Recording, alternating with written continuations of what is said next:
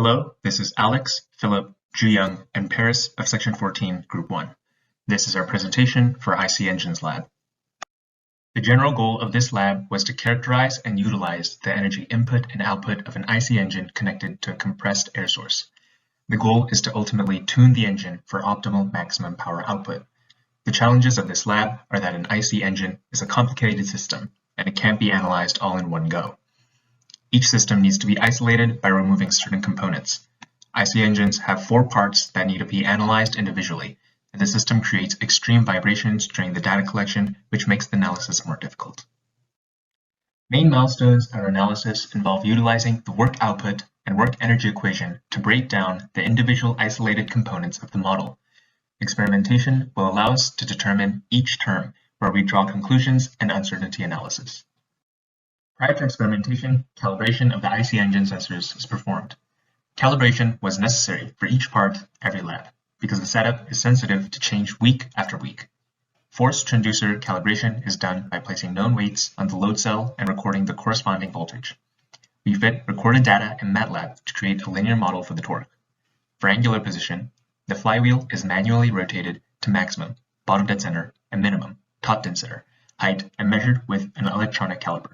This allows for engine position relative to top dead center to be calculated through encoder angular position data.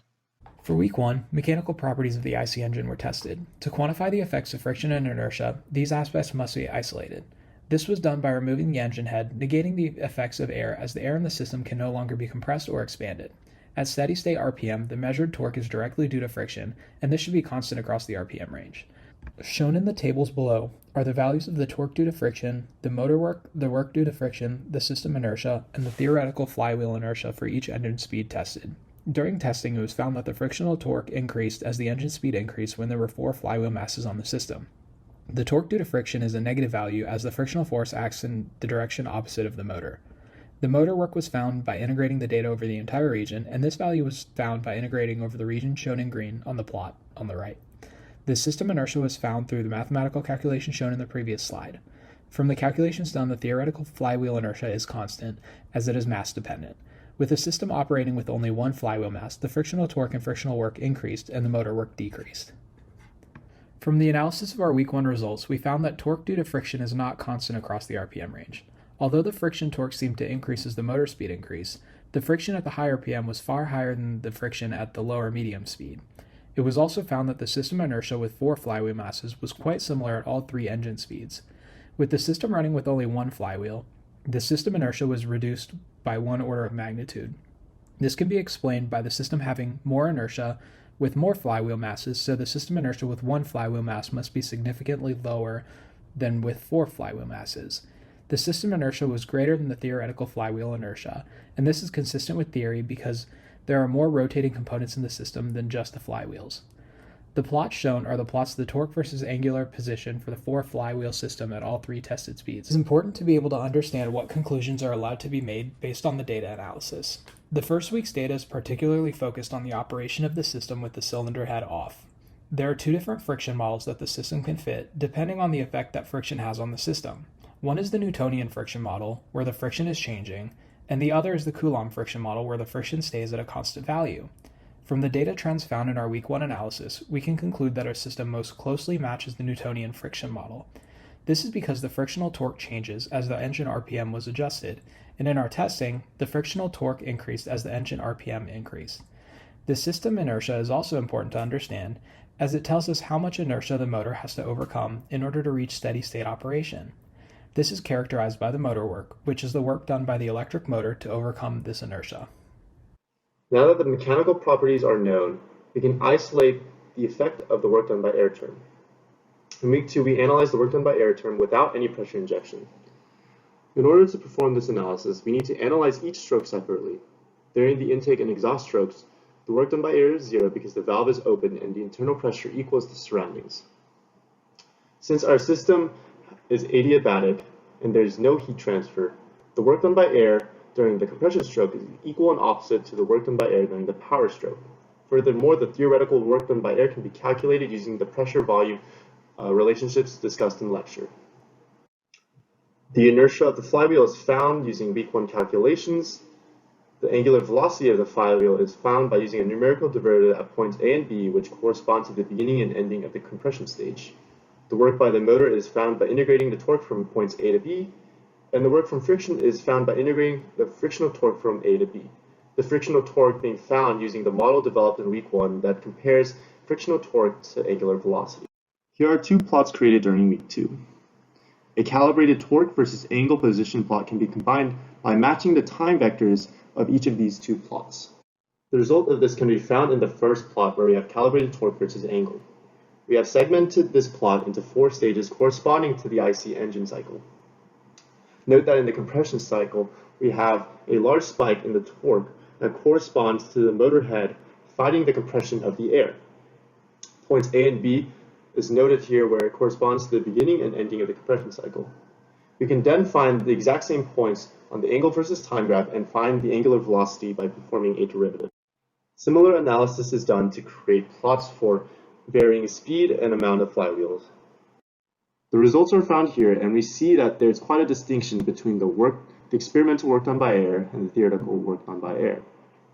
This could be due to unaccounted factors that correspond to our discrepancy work term. We also find the uncertainty of the torque measurement, the angular displacement, and the motor work for the data collected. However, these are relatively low compared to our actual values found, so the discrepancy in our theoretical and experimental work done by air can't necessarily be pointed directly at imprecise sensors. With the work done by air term found, we can now move closer to completing our energy balance equation. Additionally, we notice that when the flywheels are removed from the system, that the work from motor increases due to the lack of energy from inertia. Additionally, the Newtonian friction model still applied as there's still friction amongst the various components of the motor. The uncertainties do not seem to be the reason for the discrepancy between the experimental and theoretical work done by air. Instead, it seems to be the work discrepancy term that we have not yet calculated, which may consist of other external factors unknown. In summary of weeks 1, we are able to characterize the mechanical properties of the IC engine. Through the data that we collected, we were able to obtain the work done by the engine in order to maintain a constant RPM per each of our 3 speed settings. This is all with an engine that has no head. And from that data that we collected, we were able to determine that as the RPM increases, so does the frictional torque. As a result of that, we chose the Newtonian friction model. In addition, we were able to obtain the work of the motor to accelerate these flywheels with that same data collected. After that, we were able to examine what effect removing the flywheels from the engine would cause. And finally, with that result, we were able to develop the model for the operation of the IC engine using this work kinetic energy theorem up above here. In week 2, we were able to characterize the 4-stroke cycle of the given IC engine through similar data collection and methods as week 1. From there, we were able to determine the work done by the motor to maintain constant RPM at those same varied speeds, but this time with the head. One of the major conclusions we were able to draw was that the work of the air at the power stroke should be equal to the negative of the work of the air at the compression stroke. And as such, we updated our work kinetic energy theorem model with this work from compression and expansion. This week in week 3, we were able to examine the effect of air injection on the work of the engine. Our plan was to optimize the work of the engine by determining the optimal angle range at which to inject the air. To the right, you will see all 4 stages of the cycle and our thinking as to how the angle of the air injection will in turn affect the torque, which will generate more power. From this data that we collect with the optimal angle range, we will be able to update our model with the injection of air during the power stroke, examining how our experimental work of air compares to our work of air from the model, and this will allow us to find the difference in discrepancy. Finally, we will be using this to create 4 individual work energy equations based on the stroke in the cycle to compare model and experimental data.